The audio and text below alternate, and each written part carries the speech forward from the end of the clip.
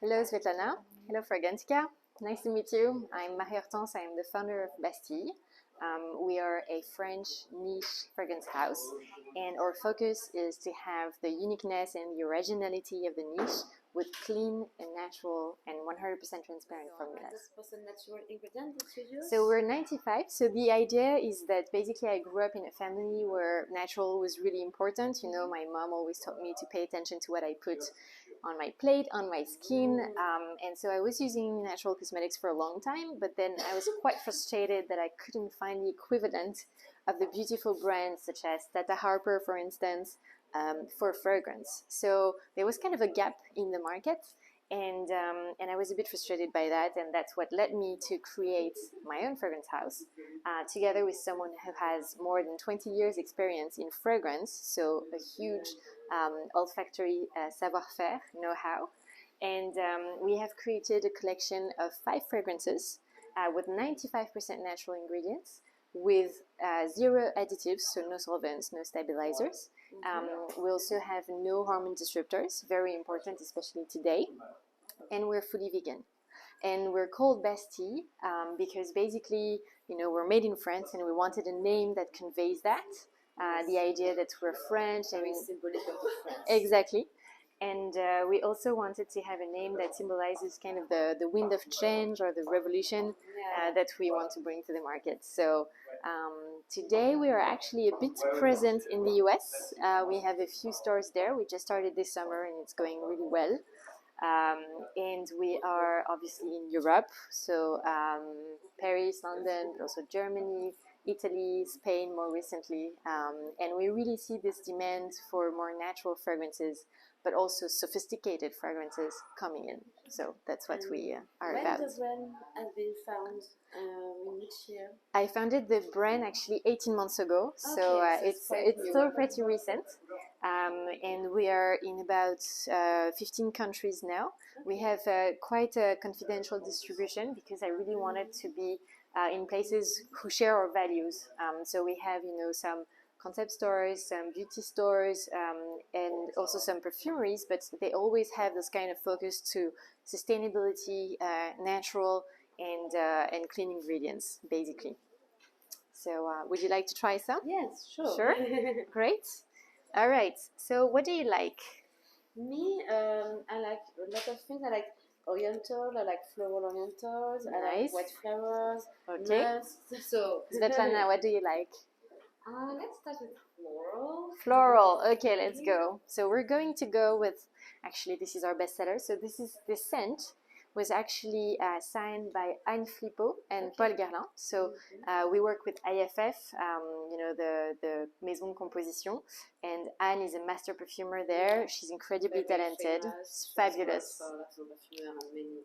Exactly. And Paul Guerlain was, you know, who's from the Guerlain family, and he's a junior perfumer who's amazing. Absolutely. So if you want to smell it, or maybe I did it for you after. Perfect. So what you can smell here, it's a white floral, and the star ingredient of this fragrance is a flower that's used mostly in niche.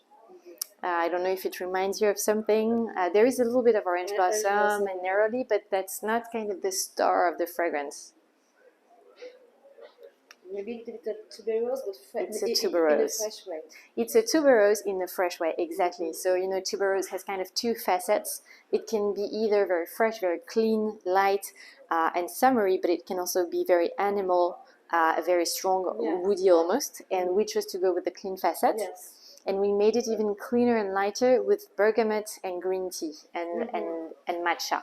So you can really feel this kind of velvety touch. Yes. So it's at the same time, it's summery, but I wanted to call it pleine lune.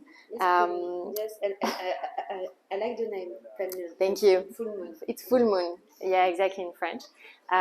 So because for me, it's really a floral, like it's a very seducing floral.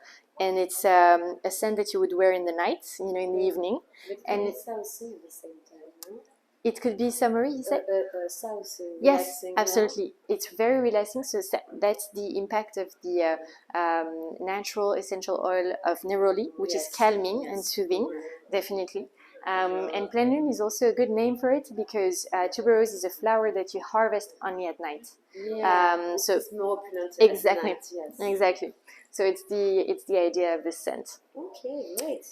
And I'm gonna have you try a second one, which is more oriental. I'm not spoiling it, so I'm not saying you too much about it. But I think you'll love it as well. So this one is called Un, Deux, Trois Soleil. So the name says it a little bit because soleil in French is sun. And the Trois Soleil in French, it's a game, you know. It's a kid's game. That's a kid's game.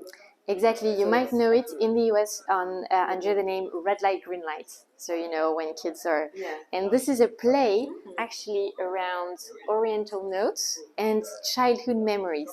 That's interesting. So it definitely will remind you of something that I'm sure you can tell what it is. Yes, but I'm looking for Svetlana, do you want me to take the first one I so feel you like- have a free hand?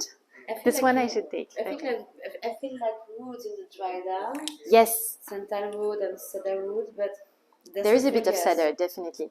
So the heart note, really the star of this fragrance, is something that we all know and that usually has positive memories associated to it because it reminds us of childhood, of something we maybe ate during our childhood, of sunscreen as well, summer memories.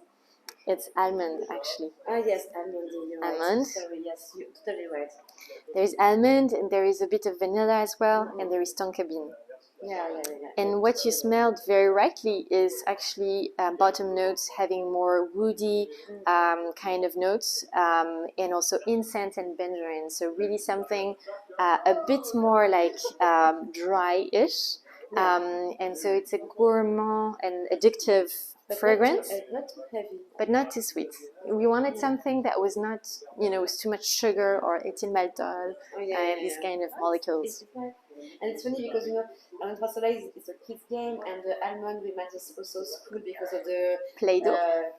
Play-Doh. Also, and also of the glue. So you're right, Play-Doh actually was the code name for this one with the perfumer when we didn't have the names yet and we were just working on the notes. So definitely a lot of people remember Play-Doh when smelling this. Any other that you want to try, or is it enough for your taste? Yes. Last one, yes. Last one. So the one that you prefer, we found the more interesting for us. So let me tell you, this one is more citrusy, espéride, fresh. This one, Demain Promis, meaning Tomorrow Promised, is more aromatic, woody, ambery, milky. And this one, Bataille, has won a Fragrance Foundation Award and has a very strong character. It's a battle between fire and water. Not saying you more. Which one should I pick? Maybe the last one could be interesting, maybe? Okay, let's go for the last one. So the last one is actually my favorite in winter. I just love the scent. It's really unisex, even though some people could say it has a bit of a more masculine feeling. And this one is actually, so it's from Nicolas Beaulieu. Yeah, and so that's the one that won Fragrance Foundation Award. So it has a very sparkly beginning, or very, very dry, kind of smoky. Let's see if you can. I can take the other one if you want. Yes. So is there something that it reminds you of? It's woody and nothing hot and burnt. Yeah, exactly. Almost leathery, but not totally. The leather definitely comes after, so you will smell it a bit more. There's kind of, I don't know, patchouli or outside. Absolutely. So it's a patchouli, but then in the beginning, the start of the fragrance notes is ginger, saffron, and pink pepper. So really something contrasting. Exactly. It's very contrasting between something hot and dry and really the fire in the beginning, and then the patchouli, which is a lot more humid, a lot more watery, and that's why we call the scent Bataille, which means battle.